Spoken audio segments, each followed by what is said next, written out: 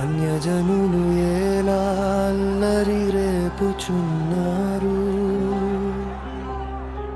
జనములు ఎలా వ్యర్థమైన దానిని తలంచుచున్నవి.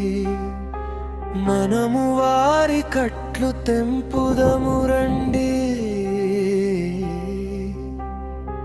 వారి పాసములను మన యొద్ద నుండి పారేయుదము రండి అని చెప్పుకొనుచు భూరాజులు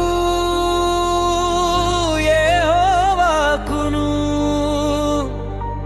ఆయన అభిషిక్తునికి విరోధముగా నిలువబడుచున్నాడు. ఎలికలు ఏకీభవించి ఆలోచన చేయుచున్నారు, ఆకాశమందు ఆసీనుడగు వాడు నవ్వుచున్నాడు. ప్రభువు వారిని చూచి అపహసించుచున్నాడు. ఆకాశమందు ఆసీనుడగు వాడు నవ్వుచున్నాడు.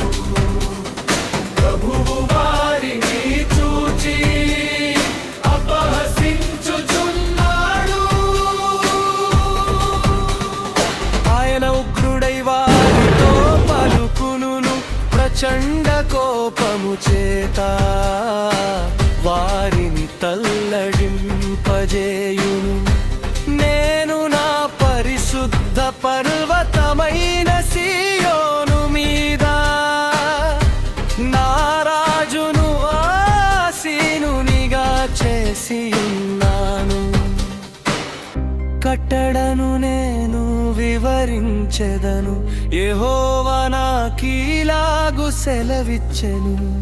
నీవు నా కుమారుడవు, నేడు నిన్ను కనియున్నాను.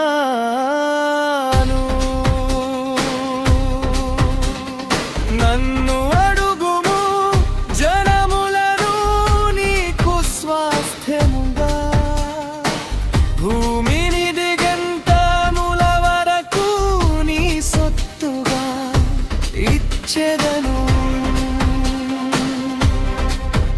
ఇనుపదండముతో నీవు వారిని నలుగగొట్టేదవు, కుండను పగులగొట్టినట్టు ముక్క చెక్కలుగా పగులగొట్టేదవు. కాబట్టి రాజులారా వివేకులయుండుడి, భూపతులారా బోధనొందుడి.